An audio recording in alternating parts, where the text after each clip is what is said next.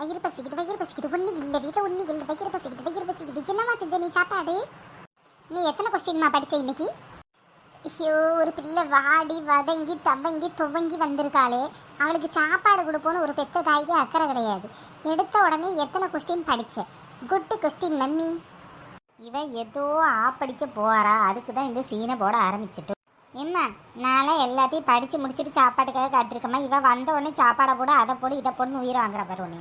படிக்கண்டா காலை எதிரி, இந்த எக்ஸாம்னால வந்துருச்சு எனக்கு தர வலி. புக்கை எடுத்தாலே தலை சுத்துதுடா, சாப்பிடாம எப்படின்னா படிக்க போறடி. இன்னைக்கு என்னத்த நீ சீனை போட்டு உருண்டு பறண்டாலும் சரி, கொஞ்சம் கூட நேரமாவது படிச்சுட்டு வா. அப்ப நான் உனக்கு கேட்டதெல்லாம் அம்மா செஞ்சு தருவேன். இன்று நீயாக, நாளை நாமாக, உன்னை பார்க்காமலே எங்கும் பேசாமலே.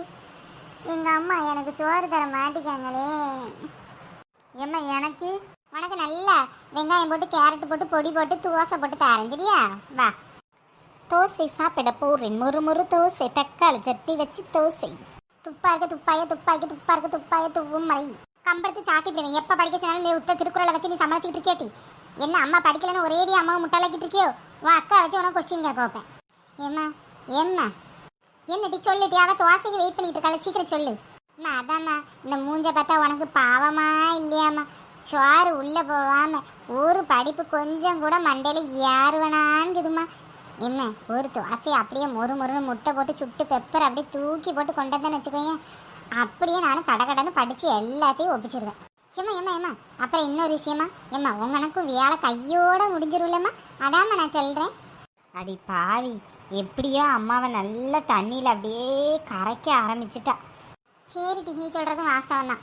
போகிறேன், அம்மா தோசை சுட்டு உனக்கு கொண்டாடுறேன்னு உட்காந்து பாடி. ஏம்மா இருமா, நான் தோசையை சாப்பிட்டுட்டு நல்ல பிள்ளையாட்டு உட்காந்து நான் படிச்சிருவேன் நான், சரியாம்மா?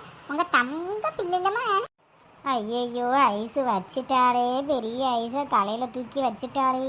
படிக்கிறேன்டா காலையை தெரி, இந்த எக்ஸாம் வேறு வந்துருச்சு, எனக்கு ஹாப்பி தான். முட்டை போட்ட தோசை எனக்கு, ஆம்லெட் போட்ட தோசை எனக்கு.